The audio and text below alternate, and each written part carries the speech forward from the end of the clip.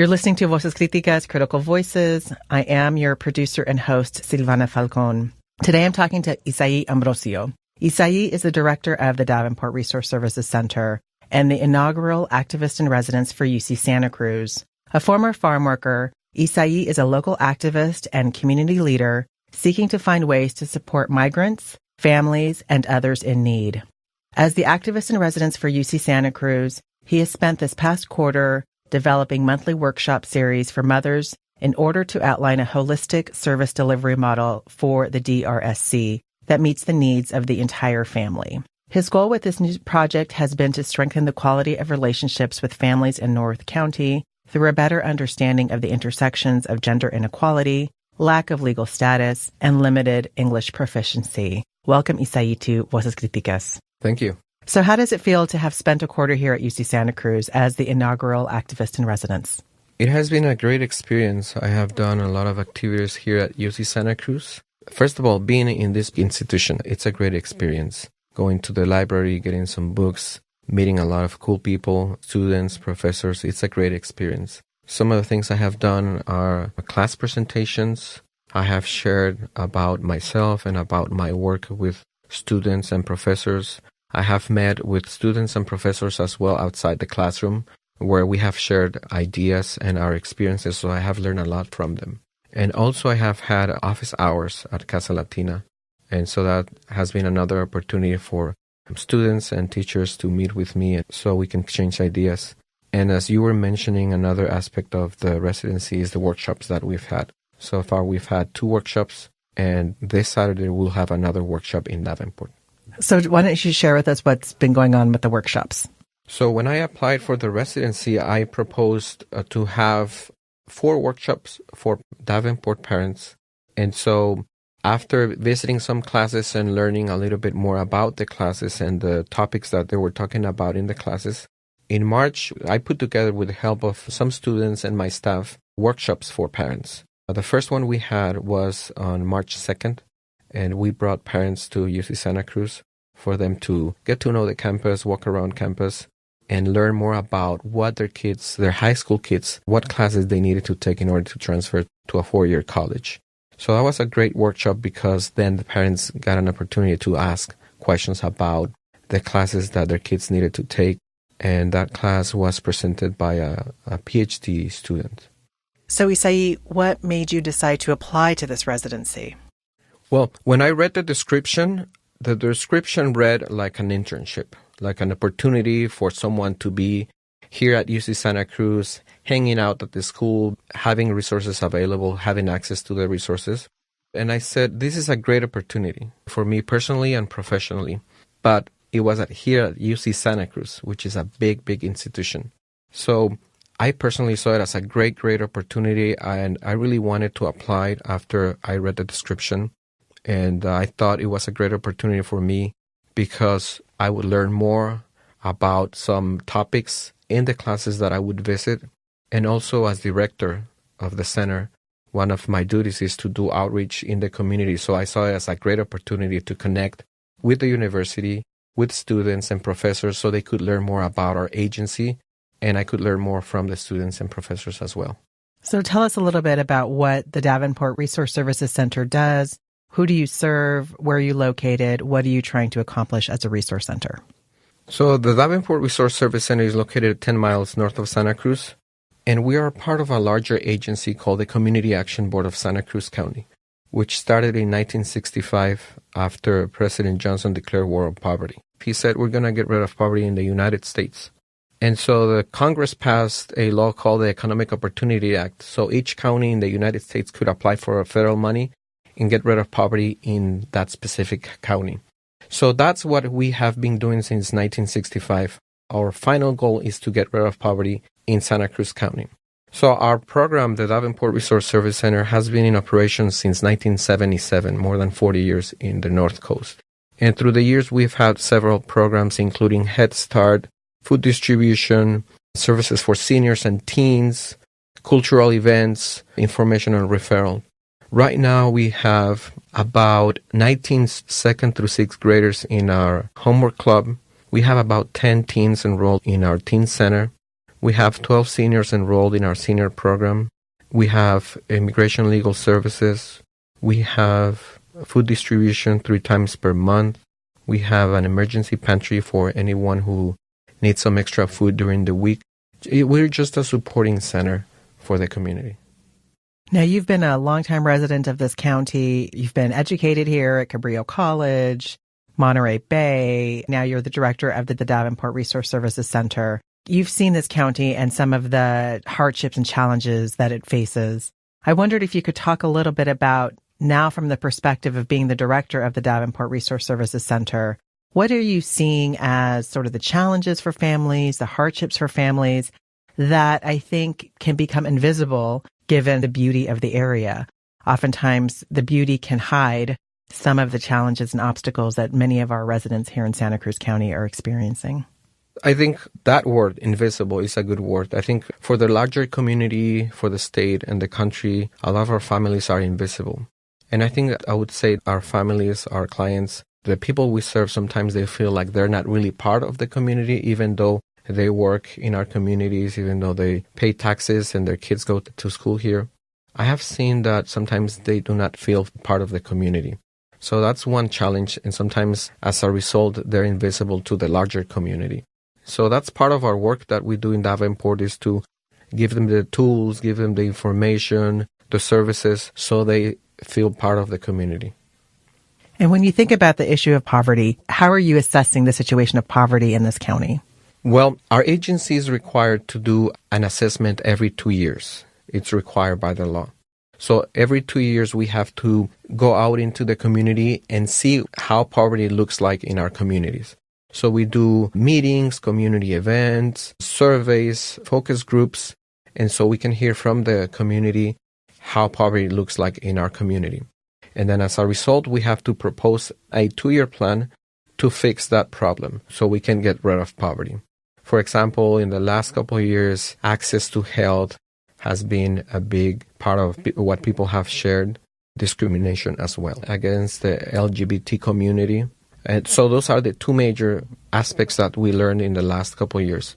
And obviously we see some other challenges, specifically housing, transportation for the North Coast, access to jobs, to quality jobs.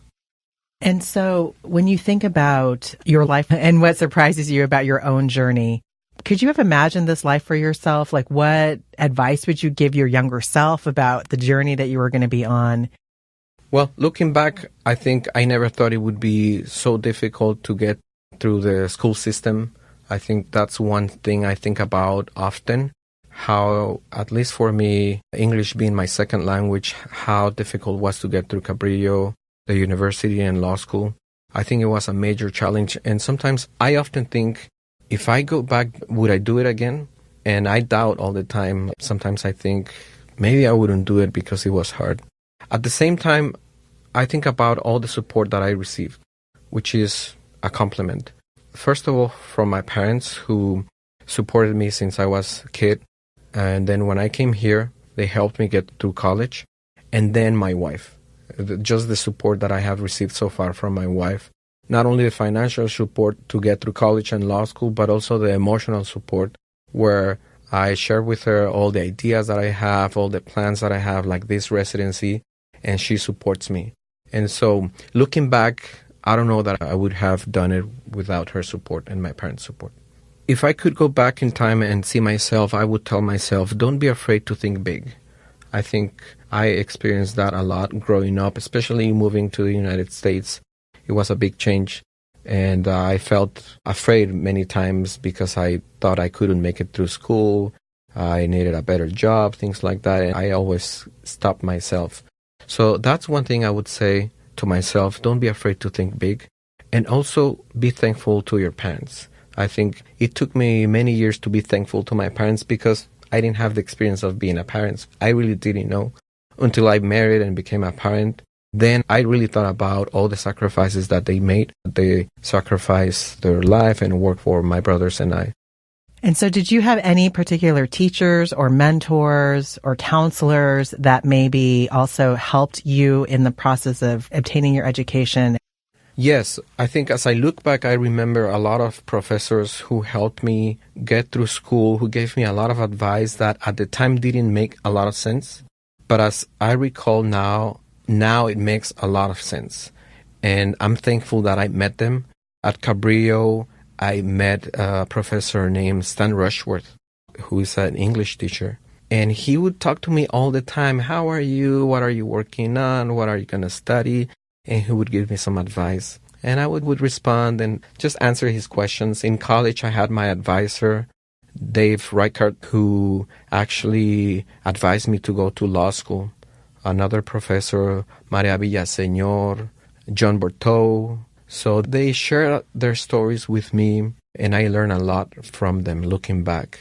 My former employer, Balam Letona, who is a local lawyer, he gave me probably the best advice I have received in my life.